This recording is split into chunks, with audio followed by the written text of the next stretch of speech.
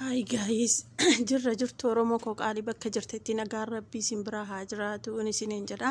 Har'a viidiyoo addaa takka qabadhee isiniif dhufe. Keessattuu nu warra biyya Arabaa keessa jirruufillee ta'e warra biyya keessa jirruufillee ta'e warroonni viidiyoo kana dhageessan jechuudha. Faayidaa guddaa isiniif qaba. YouTube'ni abbaa YouTube chaanaala kana Indaalka Tube jedhama. Barreeffadhaadha. Chaanaalli isaa 98 kuma dhibba gahuudhaaf jedhe harkaa adabamee jira ammaa fi Indaalki Tube lammaffaa ka jedhu ammoo banatee jira. Community isaa jalatti argattan jechuudha. Akkasii garuu dhugaa Rabbiin isiniin jedha. Hedduu takka waan qalbii koo cabseef waan namummaa koo namallee akkan amanu sammuu koo keessaa na baaseef viidiyoon kun sadii ani ammoo gaggabaabseen isiniif fida jechuudha. Sanaafuu nagaadha dagadheeti miti bakka jirtanitti Oromoo kiyya nagaan Rabbii isin bira haa jiraatuun isiniin jedha. Warroonni Najaat Tubeef maatii hin ta'in maatii naaf ta'adha. Warroonni maatii kiyya taatan ammoo guddaa galatoomaa isiniin jedha. Har'a madaamiin mana hin jirtu. An ergan viidiyoo kana laaleeti har'a guyyaa sadaffaadha. Garuu bataam cankonya maaliif hedduu takka jechuudha. Nama ciniinsuu caala jirurra hedduu na cannaqe. Hin beekan wallahi kana jedhee isinitti immoo abadan hin danda'u jechuudha. Mee olumaan laalla warri afaan Oromoo hin dhageenye viidiyoon dheeraadha waan ta'eef gaggabaabsee keessaa isiniif baasa. Warroonni viidiyoon koo isiniif tole akkan isiniif itti fufu koomantii jalatti naaf barreessa. Warri isinitti hin tolles koomantii keessan maalumaaf ni ilaalaa jechuudha. Mi maal jedha Indaalka? Maal qabatee dhufa? Maal jechaa jira? Walumaan daawwan. ጭራሽ እንደ እብድ አድርገዋት ታማ ቀርታለች። እናት በጣም ጨንቋቸዋል።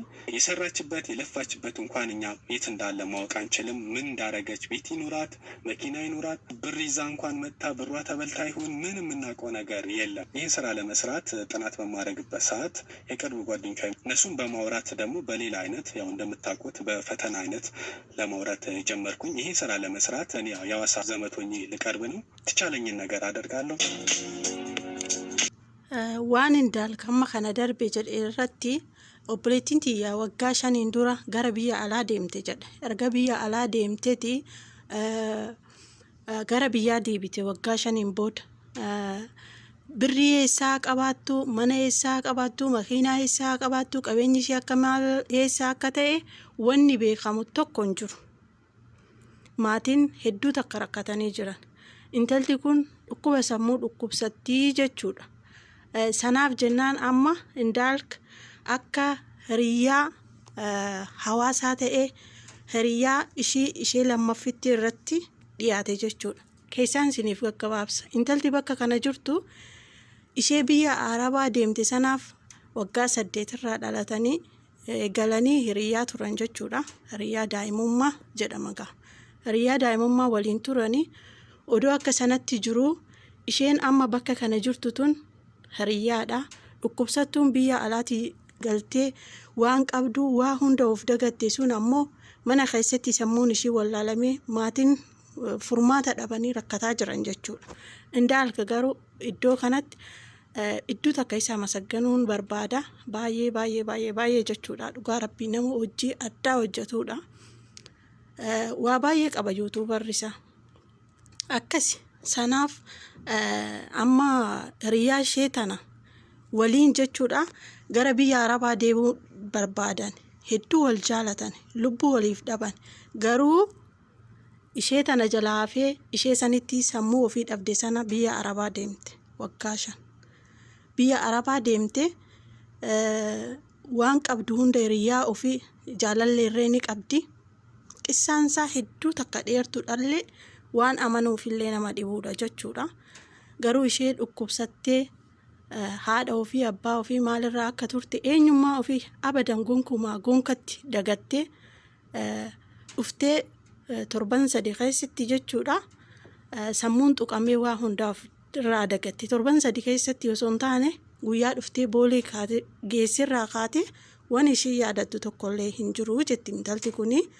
Meeqa tartiibumaan deemna. Isheen tuni hiriyaa ishee sanaati waliin guddatanii biyya arabaa keessa teessee 400,000 itti ergitee ishiidhaaf dhibbattee ishiif waa hedduu gochaa maatii ofiitirra hiriyaa ofii amantee waa hedduu godhuu turte.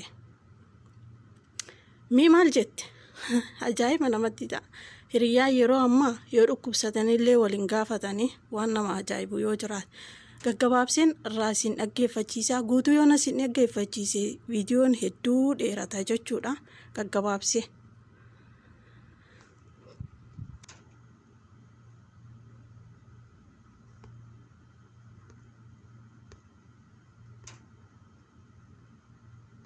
ብላ ብርስ የመስጠት ነገር ነበር ማለት እንደዚህ እናወራ ነበር ግን እስከ ብር ደረጃ አልደረስንም። ነቲ እርግኝ ካዳ ጅርት ጀቹላ ግን በቃ ሁሉ ጊዜ የምትለይ ላይፍ መቀየር አለብሽ ምናምን እና እዚህ ብዙ እሷ ጋር ያለው ቻሌንጅ ብዙ ስለሆነ እና እንደዛ እያወራን ነው በመሀል የመጣችው እና መታመሟን ምናምን ይሰማት ከመጣች በኋላ ተገናኝታችኋል? እንደዚህ ሳትታመም በፊት አልተገናኛችሁም? ተገናኝተናል። ቤት ሄጄ ነበር። ያው የስራ አጋጣሚ ነው። እኔም ወደ ስራ ሄዳለሁ፣ እሷም ወደ ዋሳክ ዘመድ ነበራት፣ እዛ ለጥየቃ ሄዳ ያው ባለን ታይም እንገናኝ ነበር፣ ያለውን ነገር እናወራ ነበር። አሁን ይሄ ከመጣች በሶስተኛ ሳምንቷ ነው። ከዛ በኋላ ነገሮች እየተቀየሩ እየታመመች የመጣችው መጨረሻ ወደ መታመሙ አካባቢ ሳልተገናኛችሁም ከአንቺ ጋር እንዳልኩ ነው ማለት isheen kun egaa hiriyaa akka hedduutti walitti dhiyaatan sagalee walirra yoo ta'e isinitti hin dhaga'amu Oromoo ko sanaafuu hiriyaa akka wayitti walitti dhiyaatan waa hunda ishii hin beekti jechuudha. Hiriyaa ishii yookaan jaalallee ishii dhukkubsatte sanaa nuufi mijennaan guyyaa takka argee jira. Iccitii ishii hedduu natti hin himattu. Kanaafuu waan hin beekuun qabu. Saantiibas natti hin ergin. Waa hedduu jettee hanga ammaa ni kaadde jechuudha. Yoo rabbiin jedhe viidiyoon tuni koopiraayitiin irratti hin fidduuti inuma gadi isiniif dhiifamtee dhageessan jedhee yaada qaba jechuudha. Ni kaadde jechuudha. Maaliif dhaqxeen gaafateen jennaan illee hin didde garuu saantiiba ishiin tuni jechuudha. Hiriyaa ishee sana deebitee jaalattee haadha manaa abbaa manaa ta'anii wal jaalatanii mana huccuu banattee jechuudha. Birri isheetiin mana huccuu banattee innis makiinaa ittiin sirreeffatee waan akkasii godhanii saantiiba ishii bajabbajanii jalaa fixan. Gaafa akkasiin jalaa fixan gaa mee viidiyoo akkana siksee tanan ammas siniif dhageechisiisa nafaana bu'a. ሻንቻ አታወሪ ሁሉ ነገር እኔ ጨርሰዋለሁ። ይኸውልህ ወንድሜ አሁንም በድጋሚ እየነገርኩህ ነው። እኔ እና እሱ አብሮ አደግነን እንደዚህ አይነት ነገር ደግሞ በፍጹም እኔ ላደርግ አልችልም። ካዳ ጅርቲ በፍጹም ምናልባት ስህተት ሊሆን ይችላል ያዛችሁት ወረቀት ወይ ድጋሚ ማጣራት ሊኖርባችሁ ይችላል። ስለዚህ ምንም እኔ ብር ማላከችልኝም ማቀው ነገር የለም ያልሽ? በፍጹም እኔ ማቀው ነገር የለም አይደለ? ከማውራት ውጪ ምንም ነገር የለም። ያው መታመማን ደግሞ ከአዲስ አበባ ከመጣሽ በኋላ ወደ ኢትዮጵያ ስትገባ ነው ከ3 ሳምንት በኋላ ያወቅኩት። ምንም አይነት ብር ለኔ ያላከችልኝ ምንም ብር የላከችልሽ ነገር የለም። ምንም የምታውቀው ነገር የለም። ምንም ማውቀው ነገር የለም። አንጀት በላል አንጀት በላል። እሱ ከሆነ አይጎዳሽም። እኛ በምንሄድበት በደንብ ብንሄድ ምንም የምትጎጁ ነገር የለም። ሚዳምቱ ዮከራ ሴረት እንደምነ ፖሊሲ ዋማ ፖሊሶች ይዘውሽ ይሄዳሉ። ሲፉዳኒ ደማኒ እኔዳምታ እስኪጣሩ ድረስ እኔ እንዳንቺ አይነት ቆንጆ ማረሚያ ቤት ገብታ አይደለም በር ላይ እንድትደርስ አልፈልግም። በራስሽ ጊዜ ለእንደዚህ ያን ነገር ሲያሳልፈሽ መሰጭ ከሆነ አሁን እኔ ፖሊስ እደውላለሁ፣ ይመጣሉ፣ ይወስዱሻል ማስረጃ ስላለን።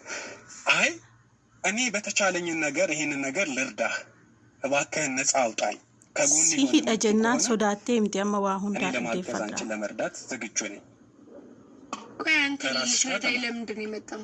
አሪፍ ጥያቄ የሚጠይቅሽኝ ቆንጆ ነሽ ብዬሻለሁ። ስናወራም ተግባብተናል። ሁለት ደግሞ በቃ ወጣት ነሽ ያልሆነ ነገር ውስጥ ከምትገቢ ልርዳሽ ብዬ ነው። ገብቶሻል አይደለ? ከተግባባን ብዙ ነገር ለኔ ጥሩ ነገር ጥሩ ስሜት እንዲኖርሽ እፈልጋለሁ። ይሄንን ከማሰብ ነው። አከና መጃላቱቲ ዋሁን ዳምሲሳ ጅራ ነገር ቀና ካረክሽ አንቺ የምታውቂው ነገር ካለ ግልጽ ካረክሽልኝ ፖሊስ ጣቢያ ማረሚያ ቤት የሆነ መካሰስ እንደዚህ አይነት ታሪክ ውስጥ ከምትገቢ ሁሉም ነገር እኔና አንቺ እዚህ ጋር ማስተካከል ስትሪጅሩ ነቲ ሂሜቲ ዋሁ እንደነሰራ ፊጣ ይራኔ ፍላጎት እንደኔ ፍላጎት እያማረ ይሄዳል እኮ እኛውን ምን አለ መሰለ ወንድሜ ይሄን ነገር በፍጹም አላውቅም ስለ ገንዘቡን የምታናንሰው ነገር አመረኝ ካድ እሷ አረባጋር ከሄደች ጀምሮ አንድ ብር ሰጣኝ አታውቅም በእኔ አካውንት ምንም አይነት ነገር ገንዘብ አላስገባችም ይሄንን ነው ልነግር የምፈልገው ታዳጅ ጥያቄ ደግሞ ብዙም አውቀው ነገር የለም እንደሱ ነው ፖሊሲ ዋማ ስለዚህ እኔ አሁን እንደዚህ ምርመራ ላይ የሚሰሩ ወንጀል ላይ የሚሰሩ ፖሊሶች አሉ እደውልላቸዋለሁ እነሱ ጋር እደውላለሁ ወይ ማለት እነሱን ከመጥራት በፊት እንነጋገር እኮ አልኩሽ እኔ ማለት ጓደኛ እንዳላት አውቃለሁ እሺ እና ብዙም አንግባባም ከጓደኛዋ ጋር እና በሆነ ታይም ላይ ነገረችኝ እና አሁን እሱ የት እንዳለ አላውቅም ምናልባት ለሱ ልካለት ሊሆን ይችላል እንጂ አንቺ የምታውቀው ነገር ጓደኛ እንዳላት ታውቂያለሽ እሱም ታውቂዋለሽ አይደል ጓደኛው ማለት በይታ አንዴ ብቻ ነው ያየሁት አንዴ አስታውሳለሁ አንዴ ብቻ ነው ያየሁት እንጂ አማ ኢዶ ከነቲ ማል ጀቲ ሴቴ ጓደኛሺ ጉያ ተከ ቆፈን አርገ ጀቴ ጓደኛ እሺ ጉያ ተኮን ቆፈን አርገ ብሪ ኢሳቲ ኤርጉ ሂኖልቱ አኒ ዋንም ቤኩ ሂን ቀቡ ጀቴ ጀቹዳ ሜኒ ላላ ማቦደ ሆ ማል ጀቲ እንተልቲቱን አሁን አታውቅም ብታዩ ማለት ያለበትም አታውቅም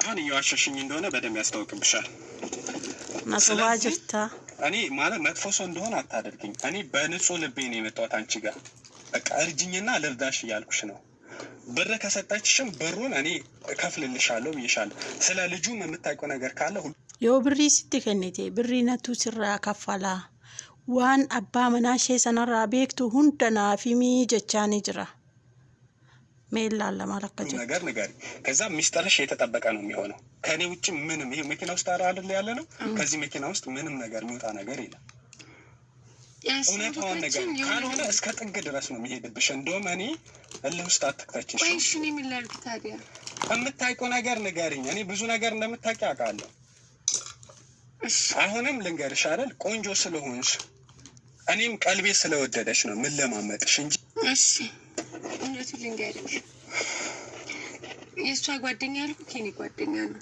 ሱብሃንአላህ የፍቅር ወይስ እንደዚህ ጓደኛ አባ መናሼ አባ መናኮቲ አለኝ ያልሽ ጓደኛ እሱ ነው ኢሳ አባ መናኮቲ ከሷ ጋር እንደማይፈልጋት እሷም እያለች እኔ እንደሚፈልገኝ ነግረኝ ነበር አሁን ስላለቀሽ አያሳምነኝም እውነታውን እንድትነግሪኝ ነው የምፈልገው እኮ እውነታውን ነው የምነግርክና እሷ ኢትዮጵያ ውስጥ እያለች ብለንተን እሷ እንደማይፈልጋት ይነግረኝ ነበርና ማልጀት ይሴታን ዮሼን ኢትዮጵያ ኸይሰ ጅርቱ አካ ኢሺን በርባኔ አካና በርባዱ ነቲ ማጀቲ ሰገሌን ኢትፉፋ አኒሌን በርባዳ ገሩ ኢሼቱ ጅራ ጀቲ ከዋ ሁንደ ኸይሰ ዩ ነገልቼ ኢሳ ጀቲ ጀቹዳ ሰናቦድ ሜን ላላ ወልማኔ ያና ማማ ጀደ አየ ምን እሷ ሰላለች ይሉንታ የሚባል ነገር ይዞኛል እሱም ይፈልገኛል እኔም ፈልገው ነበር ከሜዳው በፊት ኦዶሽን ብራንዴ ነው ጀቹ ይበላኛል ብላ ሰላሰበሽ በእኔ አካውንት ነበር ስትልክ የነበረው ስንት ብር ነው የላከችው 400 ምናምን ሺህ ብር ነው የላከችልኝ ኢኒ ነኛተ ጀቲ ዋን ሶዳቴፉ ቡኪ ኪየራት እርግቴ ጀቲ ብሪ ሜቀ እርግቴ ጀናን ብሪ ኩማ ዲባ አፎር እርግቴ ጀቲ አየ ነላል እና ቤተሰብ ጋር ደንበሬ ትልክልኛል ስላት ቤተሰብ ጋር ያጠፉብኛል ብለኝ ነበር በጣም ከልጅነታችን እኩል ነው ያደግነው ምን ደባበቀው ነገር የለም ያ ወሌን ጉደን ሰነካ ከኢትዮጅና ጉደቹ ወላሂ አናፍተ ወይ ያው እሱን የመጣብኝ እኔ ምንም አውቀው ነገር የለም እንደዚህ ቆሻሻ ስራ ውስጥ የከተተኝ እሱ ነው አየ እና ከጓደኛዬም ጋር ላይ እሱ ነውና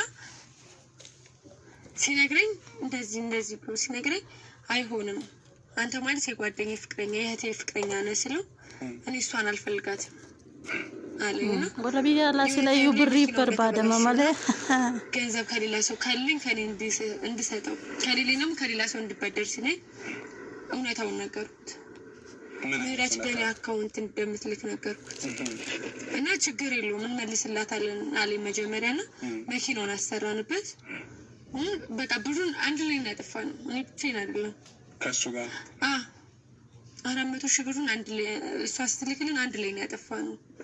እንዴት አጠፋችሁት? ማለት የእሱ መኪና ተሰርቶበት አንቺስ ምን አደረግሽበት? በቃ እኔም እንደነገርኩ እንትን ነበር የምሰራው መስተንግዶ እና ይሄ ብር እጄ ላይ ስላለ መኪናው እንደዚህ ለማድረግ አላሰብኩም ነበር። ያው መኪናው ምናምን ሲለኝ ለመኪና የተወሰነ ብር ስሰጣ በቃ በዚህ ደግሞ የተወሰነ እኔ ሱቅ ልክፈትበት ብዬ እንደነገርኩ የቦንዳጅ ልብስ የጀመርኩበት በሷ ነው፣ በሷ ብር። እሺ ታሽ አሁን ቆንጆ ነገር ነው። እኔ አሁን በደንብ እንዳሰበልሽም ያለብኝ ነገር እረሻለሁ። ሱቁ አይደለም ይሄንን እውነታው ነገር እንጂ ሌላ አማ ማልጀት ሴተኒ natti dhiyaata aannan didaa jette yoodona ani diduu birrii na liqeeffachuu yookaan birrii akka makiinan isaa harkaa caabe hojjechaan jira dhiifama guddaa Oromoo koo waan hin dhageessan jedhe sammuun koo na dirqamsiisee isinitti fide jechuudha. Birrii akka barbaadu akka makiinaa hojjetee birrii sana deebisu itti gaafateen jechuudha abbaan manaa hiriyyaashi biyya ambaa jirtu. Gaafatu hiriyyaan isaa akka buukii ishiit irratti galchitu itti himte. Birrii walakkaa akka amma xiqqoo jette akka inni makiinaa sirreessuuf kenniteef jechuudha. Kan irraa hafteef immoo ልብስ ቦንዳ jette garuu naaf hin galle maal akka inni ta'e suuqii sana ittiin banattee ittiin hojjechuu eegaltee jechuudha. Itti fufa. Ayyee. ማለት ነው። አሁን ያበደችበት ወይም የታመመችበትን ነገር ነው የምፈልገው የምታውቀው ነገር። ያንን ብር ካጠፋ ነው ከአመት በኋላ 5 አመቷን ጨርሳ ስትመጣ ደውላ እየመጣሁ ነው ወደ ኢትዮጵያ እገባለሁ ምናምን ስትለኝ እዛ ለሱ ነው የነገርኩት። በቃ አማራጭ የለኝም እና ከሱ ጋር ይቅርታ አቋረጥኩሽ።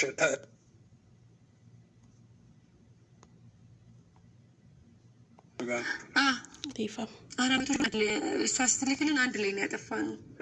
እንዴት አጠፋችሁት? ማለት እሱ መኪና ተሰርቶበት አንቺ amma maal jetti seetanii dhiifama naaf godhaa guddaa Oromoo koo hojjechaa waan jiruufu waayifaarraan waraabu jedhee of duuba deebisee jechuudha. Erga waggaa 5 teessee waggaa tokkoon booda nuti saantiba ishii balleessine nan dhufa jettee nutti bilbiltee jette nu saantiba ishii balleessinee jirra. Mee maal ta'a ni laal saantimni ishii badee jira. Ishiin nan gala gara biyyaa jettee jirti. Hiriyyaa ishii dhugaan jaalattu kawaa hunda ofitti amantee waliin guddattetti himatte mee hiriyaanoo maal irratti gooti waliin hordofnu በትን ነገር ነው የምፈልገው የምታውቀው ነገር ወንቲ ሽን እትይ መራን ማለት ያንን ብር ካጠፋ ነው ከአመት በኋላ 5 አመቷን ጨርሳ ስትመጣ ደውላ እየመጣው ነው ወደ ኢትዮጵያ እገባለሁ ምናምን ስትለኝ እዛ ለሱ ነው የነገርኩት። በቃ አማራጭ የለኝም እና ከሱ ጋር ይቅርታ አቋረጥኩሽ። ተለያይቷል። ከዛ በኋላ ግን ከሄደች በኋላ ካንቺ ጋር ከጀመረ በኋላ ብዙ ጊዜ ደጋግሞ ነግሮኛል እሷን እንደማይፈልጋት። ኦኬ ተለያይቷል። እሷም እንደተለያዩ ነገራት። ለእሷ ነገራት። ኦኬ እሺ ለኔ ነገረኝ እና በጣም ከሷ ጋር መኖር እንደማይፈልግ እና ደውላ ስትነግረኝ እመጣለሁ አለችኝ ስለ እዛ እርግጠኛ ነኝ እንደዚህ እናድርግ ብሎ ነበርና መጀመሪያ አልተስማማሁም። ከዛ እንደዚህ እናደርጋለን አብሮ አደጌ ናት ምናምን ብዬ ብዙ ሊከራከረው ስሞክር ብሩን ትጠይቅሻለች እንደዛ ከሚሆን አንቺ ምን ምስር ቤት ከምንገባ የሆነ ነገር እናድርጋትና ዝም ትበል የሚል ምላሽ ነውና እንደመጣች እኔ አይደለም የተቀበልኳት ያው ፋሚሊ ምናምን አልሄድኩም እና ምሳ እንብላ ምናምን ብላ ስትጠራ እሺ ብለን አዲስ ገበያ ያለው ሬስቶራንት ላይ ተገናኘነው። አርጊ እንዳለኝ እሷ አጇል ስታጠፍት እና ከዛ ጊዜ በኋላ አይኗን ማየት ስላልቻል እና ግን በጣም ጸጽቶኛል እንደዛ ማድረግ ተባክሽ ዱአኒ ነማጀሰኒ ብዬ ከይሰት ነማን ጋባን ነቡ ከንጃላ ፍላጎት የሆነ ምንም ነገር የለም። ሁሉም ነገር የመጣብሽ እሱ ነው ማለት የተነጋገርነው እሱ መኪናውን ሰርቶ ብሩ እንደሚመልስልኝ እኔም የግለኝ ስራ ሰርቼ እስከምትመጣ ድረስ አጠራቅመን እንመልስላታለን ነበር የተስማማነው እና ያው በመሀል መጥቶኝ ስትል እሱ ነበር ያማከርኩት። ከዛ አረ ወርቄ ምን ሆነሻል እስር ቤት ታስገባናለች ምናምን ሲል ያው እኔም ከመታሰር ብዬ ነው ይሄን ነገር ያደረኩት። ያው አሁን በጣም ጸጽቶኛል። ለሰማሽ እሺ ከሱ ጋር አንድ ላይ ናቸው በፍቅር አይደል? አይዞሽ አንድ ላይ ናቸው አሁን በፍቅር ከሱ ጋር። amma viidiyoo lammataatiin isiniif dabarsa jechuudha. Amma ishiin nan dhufa jettee biyya Arabaatii dhufaan jira jettee itti bilbilte. Isheen tun egaa hiriyaadha jettee isheen abdattee jaarsa ishii harkaa fudhattee jirti. Jaarsi ishii tanaan maal jedhaani ani ishiin jaaladhu yoo ishiin dhuftees ishiirraa fedhii hin qabu si malee jedheen. Ishee tanaan immoo si hiikeen jenneeni akka jaalatu ni beektituun jechuudha. Tun kaadii guddoodha jechuudha. Haraamiyya maal jedhan kayyaana nama kaadee akka guddoo jechuudha. Akkasitti godoo jedhanuu maal godha seetanii mana warra waa namatti godhee nama miidhu akkas gochuu qabnaa jennaan hin goonuun jedheeni jetti. Gaafan hin goonu jedhuuni yoo fayyaa qabaatte anallee na hiisifti sillee ni hiisisti hanga mana hidhaa gallu ishii akka kana gochuun dirqama naan jedhe jette. Bunnaa beetitti 7 booda hiriyaa ishee waamtee waliin nyaanna jettee micayyoon dura guyyaa Finfinnee geessu itti godhame malee guyyaa boolirraa geessu kan ishee fuudhee sanarree itti deemna. Gaggabaabsiin isin dhageessisiisaa dhiifamanaaf godha Oromootiyya. Hedduu wallahi waan qalbii nama cabsuufiin isinii fide jechuudha. Akka nyaatarratti godhameef nyaatarratti ishiin harka dhiqachuu deemnaan isheen tuni nyaatarratti gootee fi bakka sanatti ijaan arguu dadhabdee waan keessa darbite hundasaa durayyuu itti godhamee jira jedhee jira. Booletti eegee hiriyaan ishee waa hedduu godhee jira. Sanarree viidiyoo isiniifan fida. Hedduu jechuudha. Omaa waan of beektee hin jenneef laayifii ofiitti dabarsuu barbaadan ishee of wallaalchisanii waa hunda godhanii isaan lamaan waliin jiraachuuf karoorfatanii garuu rabbiin immoo hin karoorsineef fi karoorri isaanii jalaa fashalaa'e jechuudha. Gurbaan kun akkamiin gaafatisiitanii indaalkitiyu hedduu galatoomoo akka nama ishii jaalatu tokkootitti sossobee haala sanaan harkaa baase. Hiriyaa ishii wajjiniin ni jirti. Tunillee hojjetachaa jirti. Abbaan manaa ishiitillee hojjetachaa jirti. Ishii waggaa 5 biyya Arabaa keessa dhaabbatte garuu abadan of wallaalchisanii akkas godhanii jiran. Viidiyoo itti aanuun hanga walitti deebinutti asumatti na eegame. ቻናል ቢሰዎች ተቀደም በሰራውት ቪዲዮ አንድ እህታችን መተት ተደርጎባት ብሯን ህይወቷን ማለት ይቻላል ቀምቷት ነበር። የሷ ቪዲዮ ሰራውት ነበር። ነገር ያደረገችው የራሷ አብሮ አደጓ የቅርብ ጓደኛዋ መሆኗን ያየነበት ነበር። ፖሊስ ስላልያስኩኝ ጋርዶች ደግሞ እንደዚህ አንድ ሰው ይዞ መውሰድ አይችሉም። ወንጀለኛ መሆኑን ካረጋገጥኩኝ ከዛ በኋላ ማስረጃ ሰውየው መያዝ ከፈለግን ነው ያለውን ጉዳይ በደንብ ካሳየዋቸው በኋላ amma viidiyoon kun lammataadha jechuudha. Hiriyaa ishiitiin itti godhamee akka jiru argitanii jirtanii. Har'as guyyaa lammataa waan jiru hundayyuu poolisiidhaan ergan ishii waa hundayyuu ragaa qabadhee booda jedhee amma guyyaa har'aa kanaa isheedhuma ishee duraa sana maal jedhee fide seetanii hiraata wajjin nyaannaa koottuu jedhee amala akka jaalalaatitti waa hundayyuu himsiisaa jira waan ta'eef haala sanaan itti dhiyaate. Isheenis amma dubartii ta'uun hedduu takka nama qaanfachiisa. Yeroo kanatti ani bakka dubartii takkaa bu'ee akka dubartii takkaatitti wanni isiniif dhaamu tokko yoo jiraate dhiira takka qabattanii dhiira takkarratti hanga dhiira sanas qabattanii akka nama hin beekne shintibeetii ta'anii jiraachuurra dura laallatanii nama siif ta'u dura laallatte itti heerumuun furmaataa dhaamsa obbolummaan isiniif qabu jechuudha. Dhugaa rabbii akkasii amma ishiin sirumayyuu hiriyaa ishii isa sana dhiiftee isa akka jaalachaa jirtu itti himaa jirti. Isaa wajjin wanni nani dabarsi waan gaarii miti. Kanaafuu ammaa booda jaalalli keenya qabee jira. Baay'ee bareeddas waan ta'eef waan akkasii lekiskisii akkasii haasa'aa jiranii anjate balaala. Kanaafuu jennaan rabbiin dhibamtuun sun akkam taate onni jettan takka onni isin hin cinqu ሜን ይላልጋ ማለካሳ ካንተ ጋር ካወራን በኋላ ነገሮች ሁሉ ተለውጠዋል። ለሱ ያለኝ ፍላጎት በጣም እጅጉን የቀነሰው ነው። ያው ላይ አልፈለኩም እንደዛ ነው።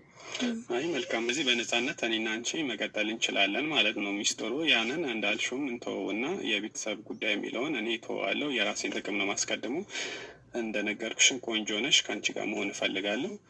ያንተን አብረን መቀጠል እንችላለን ማለት ነው። ደስተኛ ነሽ? በጣም ይቅርታ፣ አንቺ ባልሽው መጠን የዋህ አይደለሁም። ሲጃላችሁ ምንድን ነው መሰለሽ፣ እንደነገርኩሽ የአክስቴ ልጅ ናት ብዬሻለሁ። ያ ማለት እህቴ ናት። ስለዚህ እሷ ገንዘቧን ወስዳችሁ ገንዘቧን በልታችሁ ብቻ ቢሆን ችግር የለውም ነበረ። አንድ ሰው እቤት መተት ተሰርቶበት እቤት ውስጥ እንዲቀር ወይም እንዲያብድ የሚያስደርግ ጭካኔ እኔ በጣም አረመኔነት ነው ምለው። ስለዚህ ከአንቺ ጋር እንደዚህ አይነት ያልኩሽ የውሸቴን ነው። ምንም አይነት ስሜትም ፍቅርም አይኖረኝም። ይህን መረጃ ፈልጌ ነበረ በእንደዚህ አይነት መልኩ የቀረብኩሽ። ማለት ምን ማለት እንዴት እንደዚህ ልታደርግ ትችላለህ? አምኜክ ነበረ እኮ እንዴት እንደዚህ አይነት ነገር ሊፈጠር ይችላል? ማለት ሁሉንም ነገር ካለ ያለውን ነገር እንዴ ካመንኩ በኋላ ፍቅር እንጀምራለን ካልከኝ በኋላ እንዴት እንደዚህ አይነት ነገር ታደርጋለህ? ni beektani gaasiniin jedhee jira. Kan ofitti harkisee waan garaa qabde hunda fixachiisee amala akka ishee jaalatuutiin jechuudha. Sanaafuu jennaani isheenii jedhe intala obboleettii tiyya, intala adaadaa tiyyaati obboleettii tiyya. Obboleettii tiyya tana qabeenya ishii guutummaatti jalaa saamtanii akka ishiin of wallaaltee mana keessatti aftullee gootanii gara jabummaa keessan kana jedhee tilmaamuu hin danda'u. Ani garuu si jaaladheetii miti. Wannin ani barbaadeef ragaa kana si harkaa baafachuufanan akkamitti akkana na goota jette. Ammaa booda intala tana poolisiin dhufee fudhata. Akkamiin yoo jettanii bakka ittiidhaan sana yookaan bakka itti irratti intala fayyaa dhoowwan sana waan beektuuf intalittiin akka hiiktuu fi saantimni illee hamma qabamurraa akka seerri deebisuuf barbaadanii poolisiin dhufee fuudha jechuudha. Mee walumaan laallaa afachaa xiqqoo akkana siqne. ሁለታችንም ስለምንፈልግ ደስተኛ እንድንሆን ፈልጌ ነው። አሁን አንቺ በምትይው እንትን ግንኙነት እንፈጽም አይነት ነገር ነው ግልጽ አልሆነልኝም። አሁን መሰለሽ ምንም አታርጊልኝ፣ ልጅቷ ጤናዋ እንዲመለስ ቶሎ ያሰራሽባትን ልታስፈችላት እኛ የጤናዋ ጉዳይ ነው። ከዛ በኋላ ስለ ገንዘቡ ቀጣይ የሚሆን ነገር ነው ማለት ነገር ካለው እኮ ቀደም በቃ ማለት ዛሬ መሄድ እንችላለን፣ ዛሬ ማስፈታት እኮ እንችላለን። ስለዚህ ፖሊስ ባለበት ይሻላል። ገብቶሻል? እኛ ምንም አይነት ማስተማመኛ ስለሌለን ህግ ይዞት በህግ ይሻላል። ውረጅን። አመሰግናለሁ ወንድሜ። ተያዘችው አድራሻዋን እንዳታጠፋ በሚለው ከዚህ በኋላ ቶሎ እንድታስፈታላት በህግ ከተያዘች ያው ቶሎ እንድታስፈታላት ቶሎ እንድጨርሰላት በሚለው አብሯት ያለው ሰውዬ ወይም ደግሞ ጓደኛዋ ቀድሞ የተዘጋጀበት ስለሆነ እኛ በድብቅ ሌላ ሂደቶችን ስንሄድ ምርመራውን ቀጥለን ነበረ። ግን ኦልሬዲ እሱ ከሀገር ወጥቷል። ከዛ በኋላ ያለን አማራጭ ያው እሷ ሌላ ስጋት ገብቷት እንዳታመልጥ እንዳትሄድ ከስር ስር ስንከታተል ነበረ። እኔ ቀረብኳት ያው በእንደዚህ አይነት በፍቅርም አለስልሼ ስለነበር መጨረሻውን መልካም ለማድረግ ነበረ በጥንቃቄ ስንሰራ የነበረው። ልጅቷም ጤናዋ ተመልሶ ፈጣሪ ጋር የምትቀርብበት ይሆናል ብዬ አስባለሁ። መቻቹ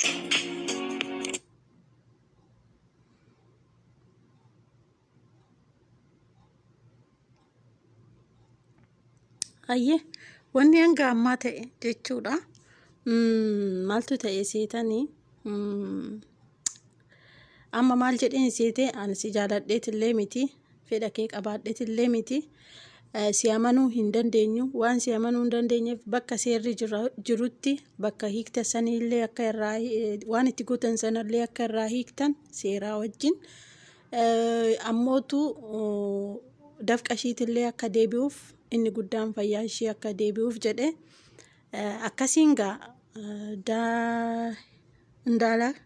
indaalkatiyuub kutaa ittaanu itti dhufa. Mee maaltu ta'e abbaan manaa ishii jechuudha. Ishiin amantee dhugaa rabbii booletti jechuudha. Booletti maatii kee hin waamini guyyaa 3 nafaanaa jiraatta jedheeni ishii jetteeni guyyaa 3 isa faanaa jiraate amma biyyaa ba'e jedhame garuu hin taaneef hin mijoofneef rabbi abbaa miskiinati waan ta'eefu waan hunduu alhamdulillah nama jechisiisa.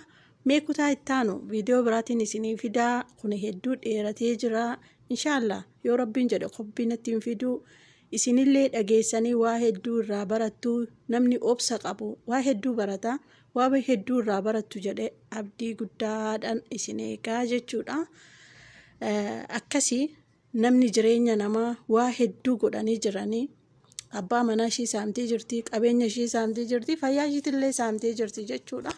Anillee dalagaa gubbaan jira. Meen ilaallagaa walumaan. Viidiyoo itti aanu yoo akkan isiniif dhiyeechuu barbaaddan koomentii irratti naaf barreessa. Garuutii nuti warra biyya hambaa kuni qabeenyi keenya guddaan rabbii fi fayyaa keenya qofa malee waan biraan natti hin fakkaatu jechuudha. Fayyaan dhabinaa isiniin jedha Oromoo ko akka waa guddaa irraa barattan keessattuu warri biyya alaa kun har'aa miti yeroo hedduu jechuudha.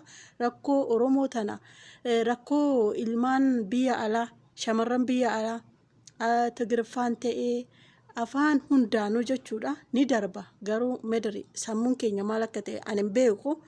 Hanga har'aatirree miidhamni keenya nun dhiisu jechuudha.